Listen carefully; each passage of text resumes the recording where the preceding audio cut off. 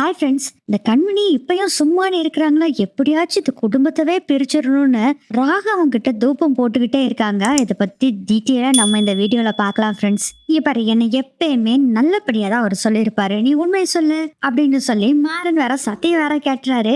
சரி, வேற வழி இல்ல சொல்றேன் அப்படிங்கிறாங்க. சொல்லு சொல்லு சொல்லு அப்படின்னு கேக்குறாரு மாறன். நீ உருப்படவே மாட்ட, எதுக்கும் லாய்க்கு இல்லாதவன், இவன்லாம் ஒரு ஆளுன்னு இவனை நம்பி நீ எப்படிமா கல்யாணத்தை பண்ணுன அப்படின்னு சொல்லி ஒவ்வொன்னா உன்னை பத்தி புட்டு புட்டு வச்சாரு. அப்புறம் இன்னொன்னு சொன்னாரு, போதும் போதும் போதும் விட்டு விட்டு அப்படிங்கிறாரு மாறன். இல்ல, இன்னொன்னு என்ன சொன்னாருன்னா, போதும் தாயே போதும், இந்த மரியாதையே எனக்கு போதும், ஆனா நம்மளுக்கு ஆசீர்வாதம் எல்லாம் பண்ணாரு நல்லா இருக்கணும்னு சொல்லி அப்படின்னு மாறன் கேக்குறாரு. அதுக்கு வீரா சொல்றாங்க, அது அவர் பண்ணதுக்கு காரணம் நான் தான், எனக்காக ஆசீர்வாதம் பண்ணிருக்காரு நான் நல்லா இருக்கணும்னு சொல்லி அப்படின்னு சொல்றாங்க.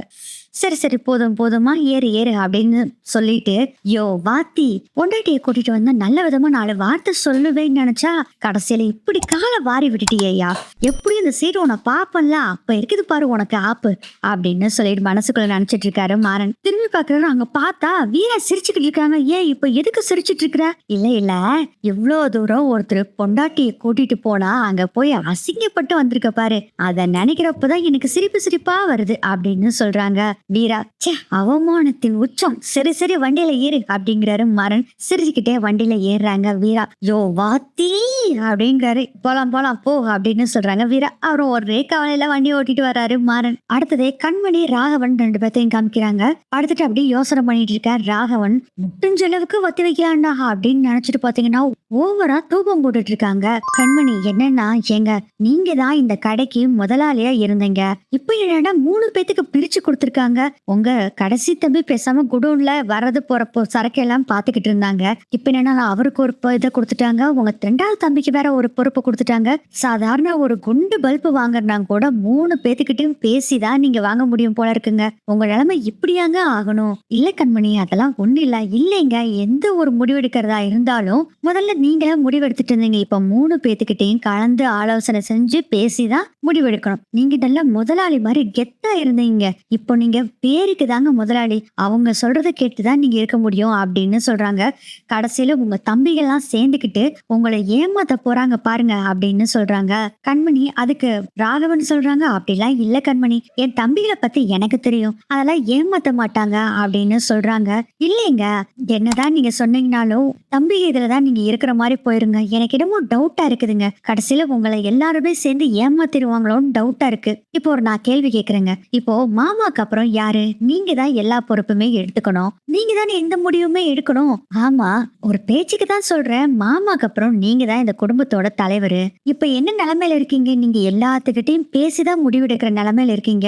சும்மா இது மாதிரி பேசி பேச தூக்கம் போட்டுக்கிட்டே இருக்காங்க.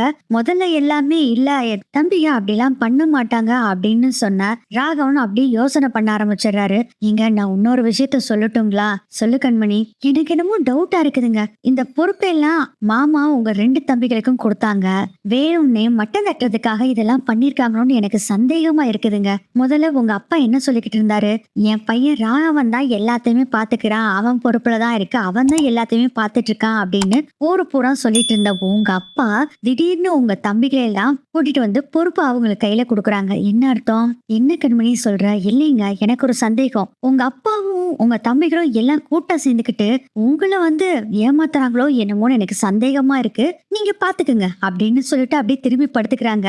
மனசுக்குள்ள நினைச்சிட்டு இருக்காங்க, தூபம் போட்டவர்களும் போட்டாச்சு, அவ்வளவுதான், இன்னி சண்டை தான் அப்படிங்கிற மாதிரி நினைச்சிட்டு இருக்காங்க. அடுத்ததே வீராவை காமிக்கிறாங்க. ரூம்ல எல்லாம் புக்கெல்லாம் எடுத்து வச்சிட்டு இருக்காங்க. வீட்டுல உட்காந்துட்டு அப்பதான் மாறன் வர்றாரு. ஏய், என்ன செஞ்சுட்டு இருக்கிற? இந்த ரூமுக்கும் புக்ஸுக்கும் ஆகவே ஆகாது, இங்கெல்லாம் புக்ஸ் எல்லாம் கொண்டே வரக்கூடாது. ஆமா, புக்ஸ் எல்லாம் எதுக்கு எடுத்துட்டு வந்திருக்க, அடிக்க வைக்கிறதுக்கா அப்படின்னு கேக்குறாரு மாறன். டேய், நீ என்னடா லூசாடா, நீ தானடா காசு கொடுத்து என்ன காலேஜ்ல சேர்த்து விட்டுருக்க, அவரும் புக் எடுத்துட்டு வராம எக்ஸாமுக்கு படிக்க வேண்டாமா? ஓ, கரெக்ட் கரெக்ட் கரெக்ட், நீ சொல்றது கரெக்ட் தான், நான் மறந்துட்டேன், படி படி. சரி, முதல்ல டிஸ்டர்ப் பண்ணாம போ, நீ கண்டினியூ பண்ணு படிப்படி, நான் என்னோட வேலையை கண்டினியூ பண்றேன் அப்படின்னு போய் அங்க இருக்க ஒரு டேபிளை திருப்பி போட்டு சேரை கொண்டு வந்து வச்சு புக்ஸ் எல்லாம் எடுத்துக்கிட்டு இருக்காங்க. அதை பார்த்துட்டு, டே என்னடா பண்ற நீ ஏன் அப்படின்னு கேக்குறாங்க வீரா. அதுக்கு மாறன் சொல்றாரு, இங்க பாரு, நீ படிக்கிறல அது மாதிரி நானும் படிக்கிறேன், அவ்வளவுதான், டிஸ்டர்ப் பண்ணக்கூடாது சரியா அப்படின்னு சொல்லிட்டு ஒரு வேலையை பார்த்துட்டு இருக்கிறாரு. என்னமோ பயங்கரமா மும்மரமா உட்காந்து எழுதிக்கிட்டே இருக்காரு. படிச்சுட்டு அங்கேயும் எங்கேயும் போயிட்டு வந்துட்டு இருந்த வீரா இவன் என்னதான் படிச்சு எழுதுறான் அப்படின்னு பாக்கணும்னு சொல்லி ரொம்ப ஆர்வமா இருக்காங்க. அப்படி எட்டி எட்டி வேற பாத்துட்டு போறாங்க. நீ அப்படி என்னடா படிச்சுக்கிட்டு இருக்க அப்படின்னு வீரா கேக்குறாங்க. இங்க பாரு, நீ எப்பயுமே பப்ளிக்கே டிஸ்டர்ப் பண்ண மாட்டேன், நானும் எதுக்கு படிக்கிறேன் கேளு அப்படி திரும்பி பாக்குறாங்க. ஆனா ஓ எக்ஸாமுக்கு தான் அப்படிங்கிறாரு மாறன். என்னோட எக்ஸாமுக்கா அப்படிங்கிற மாதிரி பாக்குறாங்க வீரா. பிரின்சிபல் சொன்னார்ல இவ்வளவு சீக்கிரம் உன்னால எல்லா எக்ஸாம்லயும் பாஸ் பண்ண முடியாதுன்னு, அதான் சின்ன சின்னதா அப்படி விட்டு விட்டா எழுதிக்கிட்டு இருக்கிறேன். விட்டு விட்டானா அப்படின்னு வீரா கேட்டோன்னா, அதான் சின்ன சின்னதா விட்டு விட்டு எழுதிக்கிட்டு இருக்கேன். அது மட்டும் இல்லாம நீ ஃபெயில் ஆட்டா எனக்கு தான் அசிங்கம். எல்லாரும் வீரா ஃபெயில்னா சொல்லுவாங்க, மிஸ்ஸஸ் மாறன் ஃபெயில்னு தானே சொல்லுவாங்க. அதுக்கப்புறம் நீ ஃபெயில் ஆனதை காலேஜ் முன்னாடி கட் அவுட்லாம் வைப்பாங்க. காலேஜ்ல மட்டுமா, வீட்டு முன்னாடி MBAவில் ஃபெயில் ஆன மாறனின் மனைவி அப்படின்னு சொல்லி கொட்டை எழுத்துல போட்டு கட் அவுட் வைப்பாங்க. என்னது அப்படின்னு திரும்பி பாக்குறாங்க வீரா. அதனாலதான் எனக்கு எவ்வளவு அசிங்கமா இருக்கும், அதுக்காக தான் உனக்கு ஹெல்ப் பண்ணணும்னு சொல்லி இவ்வளவு கஷ்டப்பட்டுக்கிட்டு இருக்க அப்படின்னு ரொம்ப தேம்பி தேம்பி ஃபீல் பண்ணி பேசிக்கிட்டு இருக்காரு மாறன். ஓ எனக்காக சார் கஷ்டப்பட்டுட்டு இருக்கீங்களா? ஆமா வீரா சார், எனக்காக என்ன கஷ்டப்படுறீங்கன்னு சொல்லி நானும் பாக்குறேன் அப்படின்னு சொல்லிட்டு வந்து நிக்கிறாங்க டேபிள் பக்கத்துல. சரி, எனக்காக என்னமோ விட்டு விட்டா எழுதிருக்கேன்னு சொன்னீல, காமி பாக்கல, குடு குடு அப்படின்னு சொல்றாரு வீரா. சரி, கொஞ்சம் மைக்ரோ ஜெராக்ஸ் மாதிரி இருக்கும், உன்னால படிக்க முடியுமா? நீ காட்டு ராஜா, நான் பாத்துக்கிறேன் அப்படிங்கிறாங்க வீரா. அதுக்கப்புறம் அதை எடுத்து கொடுக்குறாரு மாறன். வேற ஒண்ணு இல்ல, பிட்டு பேப்பர் வீராக்காக மாறன் எழுதி வச்சிருக்காரு, அதை எடுத்து கொடுக்குறாங்க வீரா கிட்ட. இப்படி பாக்குறாங்க, எழுத்தெல்லாம் முத்து முத்தா இருக்குல்ல அப்படிங்கிறாரு மாறன். வீரா அப்படியே ஒத்து ஒத்து பாத்துட்டு இருக்காங்க. ஏன் ரொம்ப ஒத்து ஒத்து பாத்துட்டு இருக்க, எழுத்துல ரொம்ப சின்ன சின்னதா இருக்கா, புரியலையா? வீரா நீ ஒண்ணு கவலைப்படாத, நான் ஒண்ணு ரெடி பண்றேன் உனக்கு. ஜூமிங் கிளாஸ் மாதிரி ஒரு ஐ கிளாஸ் ஒண்ணு ரெடி பண்றேன், அதை நீ பாத்தீங்கன்னு வச்சுக்கோ, எழுத்தெல்லாம் பெருசு பெருசா தெரியும், எக்ஸாம்ல யூஸ் பண்ணிக்கலாம் எப்படி அப்படிங்கிறாரு மாறன். சின்ன சின்னதா எழுதுனா தான் நிறைய விட்டு வச்சுக்க முடியும், அதுவும் நீங்க லேடிஸ் சரியா எங்களை மாதிரி உங்களுக்கு எந்த பிரச்சனையும் வராது அப்படின்னு. டே என்னடா நினைச்சிட்டு இருக்க, என்னை பார்த்தா உனக்கு எப்படிடா தெரியுது? ஏன் நீங்க பிட்டெல்லாம் அடிச்சதே இல்லையா? டேய் நான் யூனிவர்சிட்டி டாப்பர்டா, இருந்துட்டு போ, அவங்க எல்லாம் பிட் அடிக்க மாட்டாங்களா என்ன மாறன் கேக்குறாரு. அப்படியே முறைச்சு பாக்குறாங்க வீரா. சரி சரி சரி, சும்மா முறைக்காத, சரி யாரும் பிட் அடிக்க மாட்டாங்க, நீங்க தான் பெரிய நேர்மைவாதியாச்சே, என்னென்ன எல்லாம் கரெக்டா இருக்கா, கொஸ்டினுக்கு ஆன்சர் கரெக்டா இருக்கான்னு சொல்லு அப்படின்னு சொல்றாரு மாறன். படிச்சு பார்த்த வீரா கிழிச்சு அப்படின்னு அந்த பிட்டு பேப்பரை தூக்கி போடுறாங்க. ஏன் இப்படி தூக்கி போடுற அப்படிங்கிற மாதிரி பாக்குறாரு. ஏண்டா எந்த கேள்விக்கு எந்த பதிலடா எழுதி வச்சிருக்க, ஒரு புக்ல இருந்து பாதி ஆன்சரும் இன்னொரு புக்ல இருந்து பாதி ஆன்சரும் எழுதி வச்சிருக்கடா, என்னடி சொல்ற, 3/4 மணி நேரம் கஷ்டப்பட்டு எழுதிருக்கேன்டி. டே இந்த கேள்விக்கான ஆன்சர் இதே கிடையாதுடா. இல்ல வீரா, 2-3 புக்கை வச்சு எழுதுனா அதுதான் மிஸ் ஆயிடுச்சு போல அப்படின்னு யோசனை பண்ணிட்டு இருக்காரு மாறன். ஒரு கேள்விக்கு முதல்ல ஒழுங்கா பதில் எழுத தெரியல உனக்கு. ஆமா, நீ காலேஜ்ல படிச்சுதான் பாஸ் ஆகுனியா இல்ல உங்க டீச்சர் எல்லாம் அடிச்சு பாஸ் ஆனியா அப்படின்னு வீரா கேக்குறாங்க. உங்க காலேஜ்ல போய் டீச்சர் கிட்ட கேட்டாதானே தெரியும் அப்படின்னு சொல்ல அப்படி உம்முன்னு வச்சுட்டு இருக்காரு மூஞ்சி சோகமா. இங்க வர மூஞ்சிய பாரு, திருவிழால காணா போன குழந்தை மாதிரி அப்படின்னு. இங்கே கொஞ்சம் தள்ளு அப்படின்னு சொல்லிட்டு முகத்தை பாக்குறாரு மாறன். கண்ணாடியில பாக்குறாரு மாறன். அட என் முகம் குழந்தை மாதிரியா இருக்குது, திருவிழால காணா போன குழந்தை இப்படியா இருக்கும் அப்படின்னு சொல்லி பாத்துக்கிட்டு இருக்காரு மாறன். ஓகே, ஆக மொத்தம் நீ என்ன குழந்தைன்னு சொன்ன பாத்தியா, ஐ லைக் இட். எல்லா பொண்டாட்டிக்கும் அவன் புருஷன் குழந்தை மாதிரி தானே, அதை தான் நீ சொல்லியிருக்க. ஓகே ஓகே அப்படின்னு சொல்லிட்டு தோல்ல கை வைக்கிறாரு மாறன். கையிடுறா முதல்ல, செம்ம கோவம் வருது வீராக்கு. Okay okay okay, you carry on போய் படி போ போ அப்படின்னு சொல்றாரு மாறன். அதுக்கப்புறம் வீரா படிக்க போயிடுறாங்க.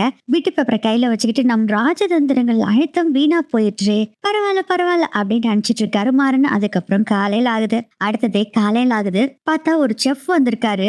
அவர்கிட்ட கண்மணியும் ராஜேஷ் அம்மா 2 பேர் பேசிட்டு இருக்காங்க. ஆக்சுவலா குக்கா வந்திருக்காரு இங்க வேலை செய்யறதுக்காக. கிச்சன் இதுதான், ஜாமானம் எல்லாம் இங்க இருக்கு, அப்புறம் ஸ்டோர் ரூம்ல ஜாமானம் எல்லாம் இருக்கு, பாத்துக்கங்க, ஏதாச்சும் வேணும்னா எங்கிட்ட கேளுங்க, ஜாமானம் எல்லாம் தீர்ந்துருச்சுன்னா எங்கிட்ட முன்னாடியே சொல்லிருங்க, நான் வாங்கி கொண்டு வந்து தந்துருவோம் அப்படின்னு சொல்லிட்டு இருக்கும் போதே அங்க வர்றாங்க வள்ளி. என்ன நடக்குதுங்க, இது யார் அது அப்படின்னு பார்க்கும் போதே பாத்தீங்கன்னா வேணும்னே ஜாடையா பேசுறாங்க கண்மணி. மாமாக்கெல்லாம் வயசானவரு, அவருக்கு தகுந்த மாதிரி ஃபுட் எல்லாம் செஞ்சு தரணும், இந்த எண்ணெய் ஐட்டம் மாவு ஐட்டம் எல்லாம் அதிகம் சேர்த்தாம சமையல் பண்ணணும். உங்களை எதுக்கு சமையலுக்கு நான் சேர்த்தனேன்னு தெரியுமா, நீங்க ஒரு டயட்டிஷியன் அப்படிங்கறதுனாலதான், அதுக்கு படிச்சிருக்கீங்க அப்படிங்கறதுனாலதான் உங்களை வேலைக்கு சேர்த்திருக்கேன், சரிங்களா அப்படின்னு சொல்றாங்க.